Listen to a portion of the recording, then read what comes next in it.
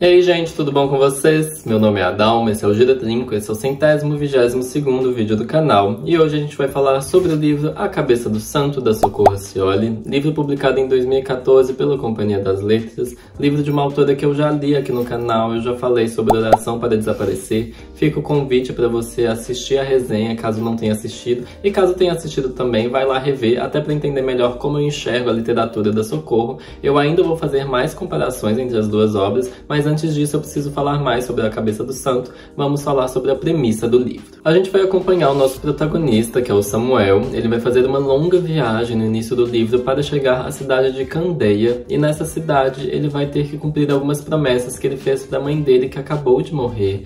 Essa mãe vai pedir que ele acenda algumas velas e que ele encontre algumas pessoas da família dele, inclusive o pai dele e a avó dele, que ele nunca conheceu. E nisso ele vai chegar lá em Candeia, as coisas não dão certo imediatamente. Ele vai ter que dormir dentro de uma cabeça de estátua no primeiro dia. Ele vai ter que passar a noite lá dentro. E nessa primeira noite, nesse lugar que é maior do que alguns apartamentos de São Paulo, ele vai começar a escutar vozes de mulher. E ele vai ficar tipo, o que tá acontecendo? Eu tô enlouquecendo? Mas não, eram orações para Santo Antônio. Ele começa a escutar mulheres clamando para Santo Antônio que casem, que encontrem o amor da vida delas. E nisso ele vai chegar à conclusão de que eu estou enlouquecendo, sim ou não, não importa. Eu vou usar isso como oportunidade para prosperar, para virar o jogo. E nisso ele vai fazer de um negócio essa escuta das vozes.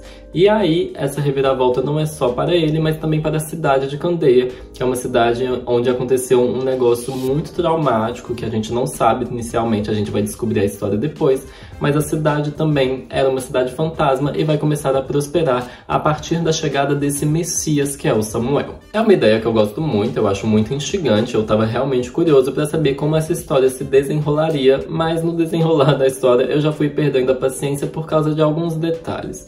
É um livro onde algumas coisas são reexplicadas para não deixar espaço à dúvida, mas também é um livro em que alguns detalhes são colocados ali e criam algumas incoerências. Eu acho que esses erros de continuidade, como eu vou chamar a partir de agora, me tiram a paciência porque eles também não têm necessidade nenhuma e aconteciam. Eu ficava pensando, para que colocar umas datas, para que colocar uns horários que criam situações que não se encaixam, criam os descompassos que não tem nenhum motivo. Sacrifica-se a lógica em nome de nada. E eu ficava, tá, ok, tudo tem que fazer sentido? Óbvio que não, ainda mais um livro que tem realismo mágico. Mas também, pra que colocar essas coisas se elas não são importantes e se elas vão criar esses ruídos? Eu falo de ruídos em relação à dimensão das coisas. Até agora eu não sei o tamanho da cidade de Candeia, porque inicialmente ela é descrita como muito pequena, pouquíssimas casas com gente vivendo, uma cidade abandonada. Então, quando o querido chega lá, o Samuel, com o endereço de onde ele tem que chegar, com o nome das pessoas que ele precisa encontrar,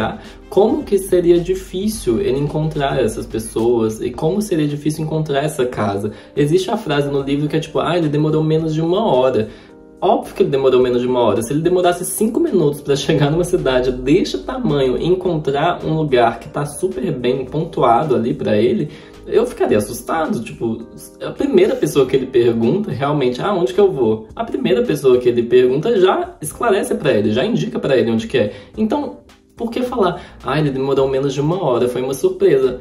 Uma surpresa seria mais de 1 hora, uai. Também a questão do tempo é meio confusa, porque tem hora que acontece muita coisa dentro do livro, ele dá a entender que se passou no máximo semanas, e depois não acontece quase nada, e surgiu a frase no livro que eu realmente fiquei paralisado, eu tive que voltar, eu tive que falar, não é possível, que o personagem fala, quase 1 ano depois. Eu falava, quase 1 ano depois como? Você acabou de falar que não passou muito tempo, e depois não acontece quase nada, e agora passou muito tempo? Por quê? Como? Jesus Cristo! Como que é possível? O que as pessoas fizeram durante esse ano inteiro? Se enquanto elas faziam 1 milhão de coisas não tinha passado muito tempo, agora que elas não fizeram nada, passa-se meses? Como é possível? Além disso, tem algumas personagens que tinham algumas informações que eu não sabia como que chegaram nelas. Eu não conseguia compreender como que alguém tinha noção de um fato que inicialmente era descrito como um segredo, uma coisa feita na surdina, uma coisa que não era pra ninguém saber, e de repente tem uma frase do tipo, todo mundo ficou pensando que era milagre. Todo mundo quem? Se ninguém sabia. Como que todo mundo agora tem uma opinião sobre algo que não era pra ninguém saber? Todo mundo é muita gente, ainda mais considerando que ninguém sabia. Enfim, olhando particularmente pra cada um desses episódios, eu sei que pode ser uma coisa que passe batido e que realmente só me desgastou porque foi se acumulando e eu fui notando, mas não tem tanta importância assim. Entretanto, existem outras escolhas estranhas nesse livro que eu achei que foram problemas maiores e eu vou falar sobre elas também. Imagina que você está vendo um filme e nesse filme você vai ter o foco numa paisagem, que você vai ver as texturas, as cores, algum animalzinho pequeno, uma mosca que seja, uma pessoa bebendo água. E eu gosto muito disso, eu não acho tedioso, eu acho que é importante os momentos contemplativos, é importante a gente enxergar os detalhes das coisas, os objetos que estão ali, a direção de arte, enfim, eu acho isso legal. Mas imagina que nesse mesmo filme você vai ter diálogos que vão ser cortados, diálogos em que as pessoas falam, ah, isso foi conversado, mas você não entende como isso foi conversado, você não sabe quais escolhas os personagens fizeram para dar uma mensagem, e isso me é estranho, dado que o filme já deu um tempo para ele mesmo para realmente descrever melhor coisas que não eram importantíssimas na narrativa. Elas têm importância? Tem, mas elas não são fundamentais. Isso é o que aconteceu, na minha opinião, em A Cabeça do Santo. Por que eu fiz uma comparação com filmes? Porque parece que as pessoas têm uma dificuldade de criticar literatura, mas se elas vissem isso num filme, elas xingariam horrores. E aí eu acho que é o caso. Eu acho que num livro você ter diálogos que são cortados e você não sabe como as personagens agiram numa situação, quais escolhas elas fizeram, o tom que elas usavam. Você não sabe se a pessoa foi irônica, se ela foi agressiva, se ela foi cuidadosa. Você não sabe como ela falou, o que ela falou. Você não sabe nem o que ela falou. Então, é aquela coisa que é difícil você aprofundar nas personagens. Você não sabe como elas se comportam. Você não sabe exatamente como que elas querem dialogar, quais são os objetivos dela, quais são os objetivos dessa pessoa ali. E você fica confuso. Eu fiquei assim, eu acho que nenhuma personagem pra mim foi bem desenvolvida. E isso é frustrante, sabe? Eu tô falando de um livro com mais de 100 páginas, não tô falando de um conto, eu não tô falando de um negócio que foi realmente rapidíssimo, eu tô falando de um negócio que às vezes focava tanto em detalhes que não tinham uma importância tão grande quanto uma pessoa tem às vezes, que eu ficava, tá, eu entendi o lugar, eu entendi algumas texturas, algumas cores, eu entendi melhor como que a pessoa fez isso ou aquilo, mas eu não conhecia a pessoa, então... E isso em nome de descrições que também não vão fazer do lugar ali um grande personagem. Existem livros, por exemplo, O Cortiço, em que você sabe que o Cortiço é uma das personagens. Livros como O Suor, do Jorge Amado, que você vê o lugar como uma pessoa, você vê aquilo como um organismo. Mas aqui eu também não senti que a cidade era esse grande organismo. Talvez tenha tido uma tentativa, mas não compensou as faltas que os personagens tinham. Mudando um pouco de assunto, eu preciso falar sobre o mistério da voz que tem no livro, que é um mistério de uma voz que não rezava, mas uma voz de mulher que cantava ali dentro da cabeça e que foi uma coisa que hipnotizou o Samuel. Ele estava completamente, perdidamente apaixonado ali dentro por uma voz de uma pessoa que ele nunca viu na vida dele. Eu acho isso, de um lado, interessante, mas de outro lado, foi um tipo de mistério que eu não consegui me interessar de fato, porque a todo momento a gente sabia que era uma voz de uma pessoa que a gente não conhecia, e dentro de uma cidade com pouquíssimas pessoas, ela é aquela coisa, é uma pessoa que vai sair do nada, é uma pessoa que de repente vai entrar na narrativa e a gente já vai ter criado uma ideia dela, mas a gente não conhece ela de fato.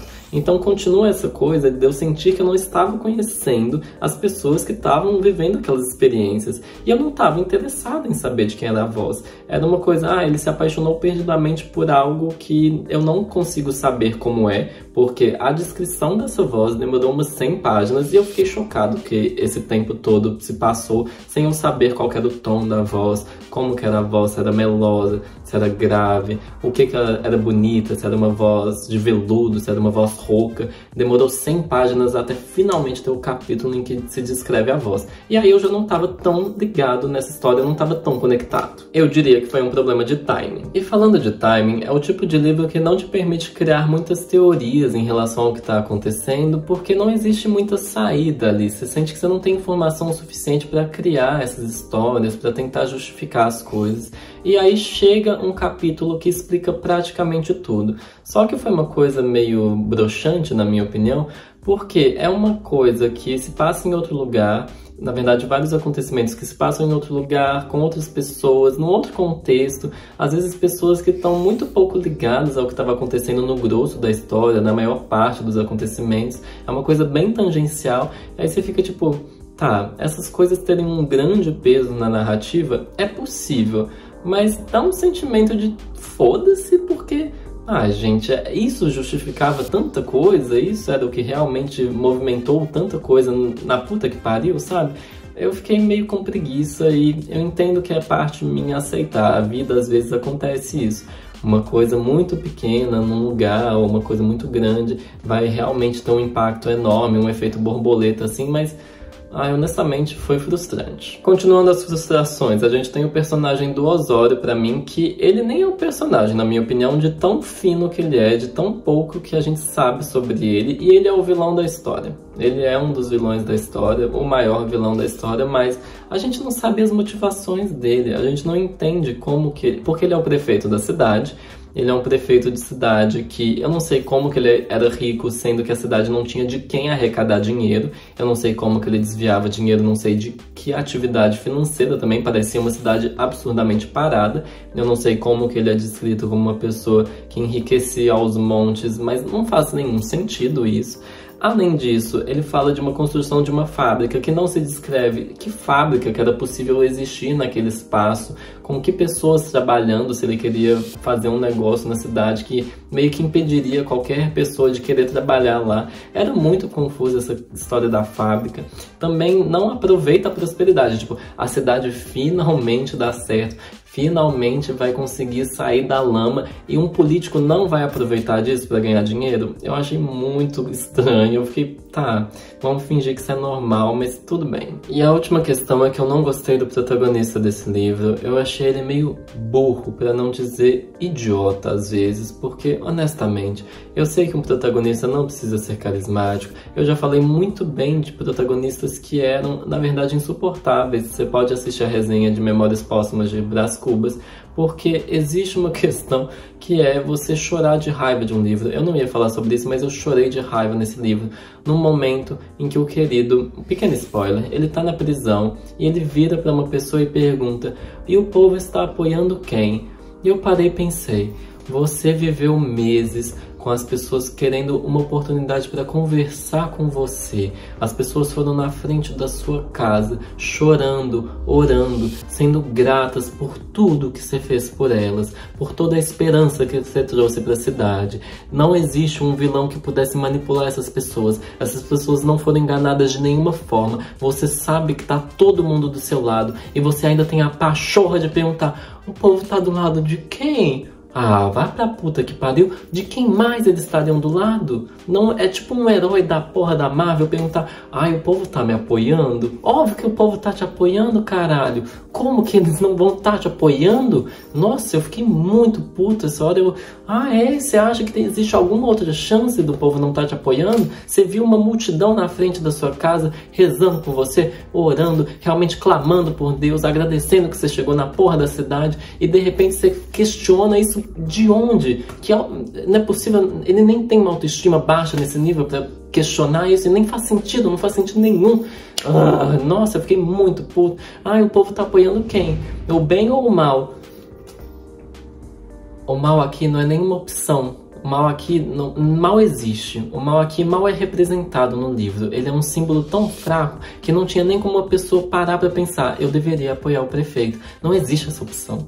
Não existe essa opção. Então, puta que pariu. Essa pergunta, quando eu li, eu falei: eu não vou engolir isso. Eu não consigo engolir isso. Que ele parou e perguntou: depois de tanto tempo assim, vendo as pessoas me admirando, será que elas mudaram de opinião do nada? Não. Como? Por quê? De onde? Elas não têm um motivo. Nem se tivessem seria fácil mudarem a opinião. Nem se tivesse. Ok, eu me acalmei, agora eu vou continuar a resenha falando de estereótipos, porque o Samuel, falando dele ainda, ele é descrito como uma pessoa que ficou sem ninguém no mundo depois que a mãe dele morreu. E isso faz muito sentido, porque a família nuclear dele realmente era só ele e a mãe. Mas o que pra mim não fez sentido é ninguém mais se interessar por ajudar ele. Por quê? A mãe dele é descrita como uma pessoa muito amada por todo mundo na cidade onde eles viviam. Ele não tem nenhum amigo e ele é descrito como uma pessoa sociável e que gostava de conversar. E as coisas pra mim não bateram. Eu fiquei tipo, nenhuma amiga da mãe vai tentar ajudar esse querido que acabou de perder a mãe no velório dela, cheio de gente, porque ela era realmente amada pela cidade. Ninguém vai querer saber dele. Uma cidade pequena ainda por cima, onde as pessoas costumam ter laços um pouco mais fortes, realmente ir atrás da vida dos outros. Em Minas Gerais, pelo menos, elas vão atrás, mesmo que seja por interesse. Mas, de qualquer forma, eu fiquei muito confuso com essa ideia dele realmente ser abandonado por tudo e por todos, sendo que ele era uma pessoa que durante, sei lá quantos anos ele tem, mas eu supus que ele tinha uns 20 e poucos. Nesses 20 e poucos anos, ele não tem uma amizade com quem conversar na cidade que ele viveu. As amigas da mãe, todo mundo que a mãe era amigo, não existia nenhuma pessoa em comum, ou uma amiga da mãe que se preocupasse o suficiente pra saber como que ele tá. E essa sociabilidade dele vem do nada e parece que só tem consequências positivas no novo lugar que ele tá. Eu fiquei muito confuso com isso. Eu achei que foi uma coisa do tipo, ele era um coitado, tenho que falar como se ele fosse um coitado, como se ele tivesse sido completamente abandonado, mas ao mesmo tempo existiam coisas que justificariam ele ter sim apoio onde ele viveu. Então eu achei que foi uma coisa contraditória, na minha opinião. E aí, entrando numa coisa um pouco mais polêmica, eu acho um pouco curioso o jeito que a Socorro Racioli usa de outras culturas nos livros dela. Eu li 2 livros dela, mas nos 2 livros eu acho que aconteceu a mesma coisa, e aqui eu já começo a fazer comparações entre o Cabeça do Santo e Oração para Desaparecer. Nos 2 livros existe alguma cultura que não é a dela, uma cultura de outro lugar, que dá pra ver que existe uma admiração, que existe uma homenagem ali para essa cultura, mas eu acho que essa homenagem é feita de um jeito idealizado, é feita de um jeito romantizado, que existe uma beleza nisso. Eu entendo que é com carinho que é feito esse gesto, mas eu acho também que essa idealização vai um pouco pro lado da objetificação, no momento em que essas culturas são usadas no livro dela como elementos narrativos que vão ser simplesmente alguma justificativa para algo na história. Tipo, isso aqui precisa de uma solução e eu vou usar dessa cultura que é meio intocável para falar. Isso mudou de direção por causa dessa cultura. E eu acho que é estranho, não me desce bem. Eu acho que eu não tenho o direito de falar por nenhuma das culturas que ela usou. No caso aqui, eu acho que... eu nem sei se ela teve contato com essa cultura ou não. No caso dos Tremembé, em Oração para Desaparecer, eu entendi que sim. Mas, de qualquer forma, não é exatamente sobre autorização ou não. Mas, em termos literários, o jeito que ela pega essas culturas e descreve elas como sem defeitos, e aí usa elas para colocar alguma reviravolta no livro, não me desce bem, não me dá um bom gosto, assim. Mas tudo bem também, ao mesmo tempo não é problema meu para resolver, mas eu observei isso nos 2 livros e eu queria comentar, porque se vier num 3º livro, ela pede música no Fantástico e a gente já vê uma tendência dela aí na literatura dela. Além disso, falando de outras semelhanças, nos 2 livros temos personagens masculinos perdidamente apaixonados. Eu acho isso curioso porque eu acho que isso é meio incomum assim na vida real. Eu acho até interessante por um lado, mas se vier um 3º livro dela falando de personagens que são homens perdidamente apaixonados e que ficam obcecados assim, e isso ser um foco da narrativa em muitos momentos, eu vou achar curioso essa tendência também. Além disso, sonhos nos livros dela são muito importantes, e aqui sonhos são meio convenientes. Uma personagem vai ter um sonho que eu fico assim, tá, você só conseguiria saber disso realmente por um sonho, porque ninguém ia te contar. Ao invés de você viver essa angústia a vida toda, é mais fácil você colocar um sonho que vai te revelar exatamente o que você precisa saber.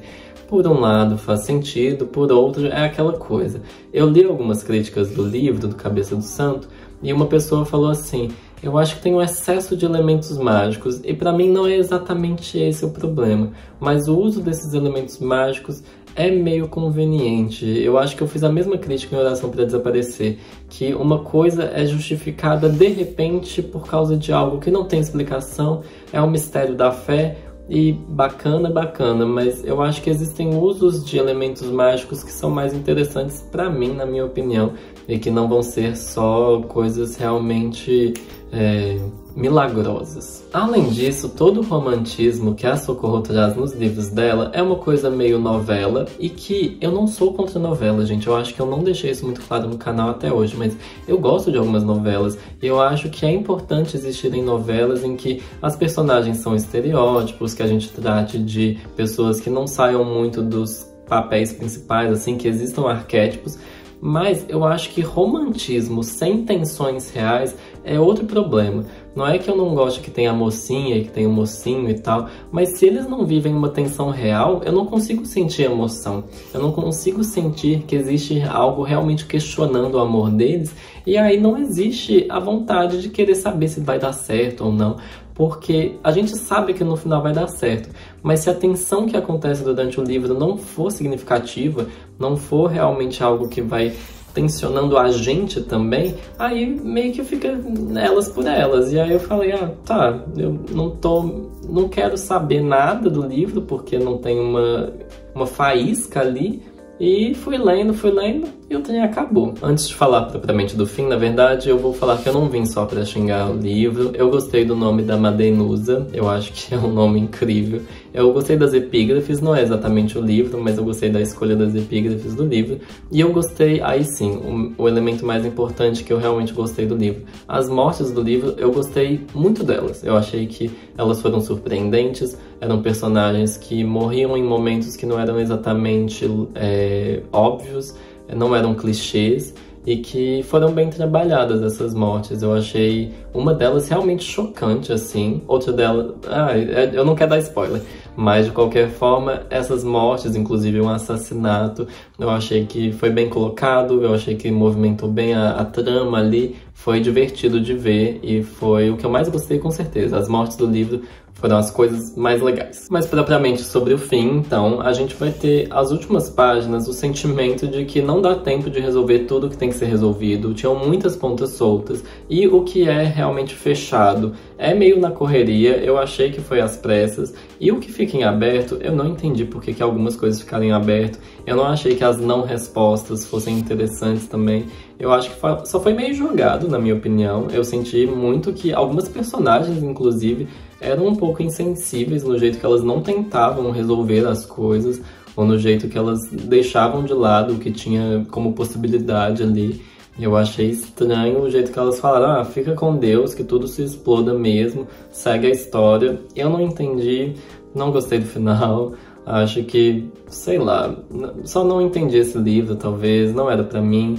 De qualquer forma, qual que é o resumo da minha opinião? Independentemente de questões estruturais que eu já reclamei aqui, eu acho que a energia do livro se assemelha muito com a energia que eu senti assistindo O Alto da Compadecida 2. Eu não sei se vocês já viram o filme, mas pra mim a impressão mais forte foi de que nada me desagradava totalmente, mas também nada me atiçava a curiosidade. Então foi aquela coisa insossa que você acaba de assistir e que você não vai ter nenhuma memória exatamente agradável, vai ser só aquela coisa que passou, foi legal e fica por isso mesmo. Tem uma embalagem bonita, tal qual o livro aqui, mas não tem nada mais além disso, na minha opinião. E é aquele óbvio que também não tem a impressão de ser familiar, não tem aquela nostalgia, não tem aquele sentimento de conforto que você sente quando você está reassistindo um filme ou vendo uma coisa que você sabe exatamente como vai acontecer, mas dá aquela segurança, dá aquele calor de que você vai ver exatamente o que você quer ver. Também não teve isso. Na realidade, o Cabeça do Santo pra mim pareceu muito o primeiro rascunho de uma ideia muito legal, mas nossa, faltava trabalhar muita coisa aqui, na minha opinião. Mais do que cru, mais do que simples, eu senti que o livro às vezes foi simplista, e isso pra mim é um problema mais grave. Até porque simples pra mim também não é um adjetivo negativo. Eu acho que nesse caso foi. Se vocês me perguntarem se eu recomendo o livro, eu acho que eu nem preciso dar uma resposta. Obrigado a quem ficou até aqui no vídeo de hoje, gente. Eu peço pra vocês curtirem o vídeo, compartilharem, comentarem, se inscreverem no canal. Muito obrigado a cada um de vocês. Fica um beijo pra vocês, um abraço e até o próximo vídeo.